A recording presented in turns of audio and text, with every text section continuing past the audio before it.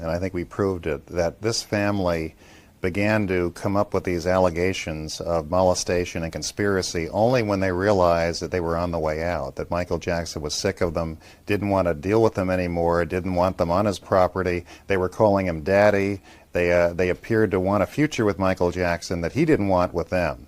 So our theory was that as soon as they realized they were being eased out, they needed to do something else to stay involved in his life and get a big payday, and this is what they came up with. We only called witnesses we thought had something important to tell a jury, and that includes the celebrities we called. Now, Jay Leno was interviewed by the Santa Barbara Sheriff's Department and secretly recorded by the sheriffs. He didn't know he was being recorded. And he told them words to the effect that this family had contacted him, that the 13-year-old accuser had tried repeatedly to get through to him, and that finally he had a conversation with him.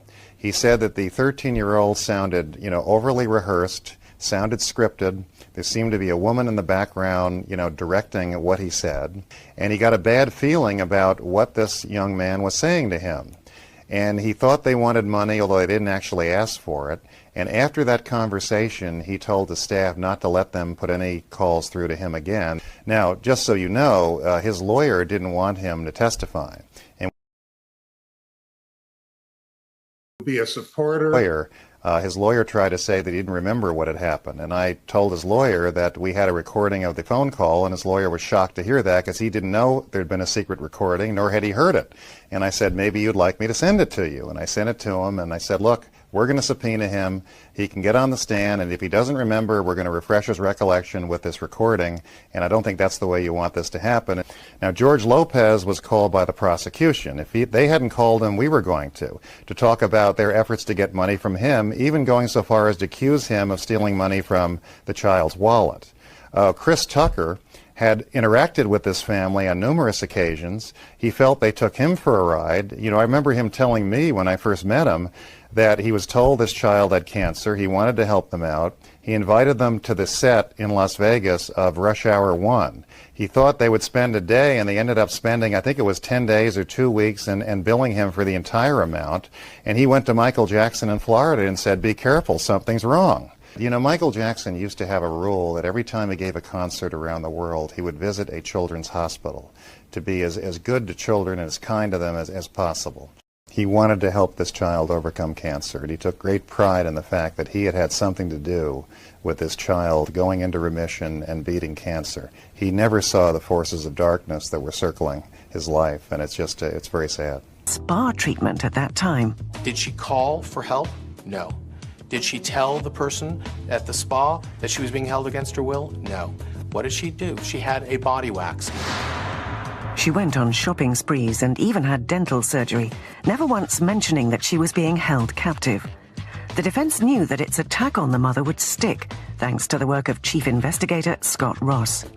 He'd uncovered a grifter scheme in which the accuser's mother taught her children how to con money from people. She taught them what to say, and they said it. They had typed out notes that they would come home every day from school, and they would read from them. These kids were taught to disarm people. There was a consistent statement made by almost every witness that had dealings with the family that these kids would come up and greet them with a hug. These kids would write cards, "We love you, you're like a big sister to us, can we come stay at your house?" This was a pattern that they had set. When the kids procured money, says Ross, the mother would put it in a special bank account. She was the only one that had access to it. She was the only signer. She was filtering money through it. Throughout the trial, the defense successfully portrayed the accuser as an astute young liar, scripted by his mother. After repeated stays at Neverland, even while Michael was out of town, they began to exhibit an attitude of entitlement with Michael's staff and resources. Witnesses at the trial reported that they thought the family started conspiring to take advantage of Michael and his generosity. At first glance, the Arvizos seemed like well-intentioned, kind, fun people who had grown up in difficult circumstances in East LA and that they deserved the help they got.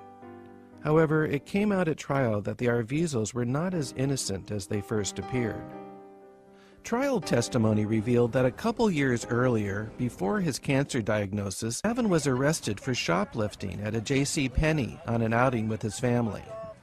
When a security guard confronted him in the parking lot, they got into an altercation, and Janet Arvizo was arrested. Some weeks later, Janet Arvizo sued JCPenney, claiming she was sexually molested by the JCPenney security guards.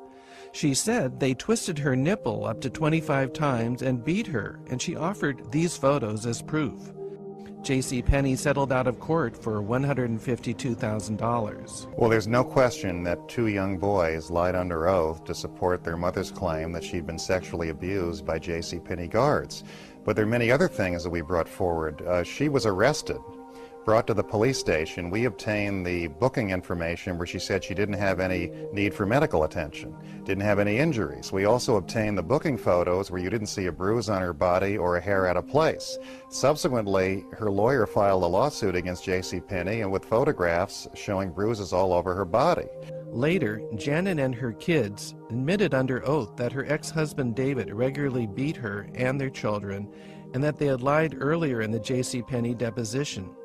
Apparently, the Arvizos were practiced in using lawyers and their children's lies for financial gain before they met Michael Jackson.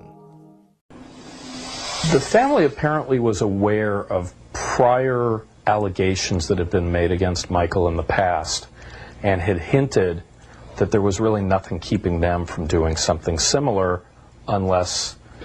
My understanding was they were very concerned and upset that they were not compensated for the Bashir documentary which had aired. So you're saying before any of these allegations were made that Michael Jackson was worried that there were going to be false allegations made? I think from what he saw of this family, I think he had come to the realization that they were probably capable of just about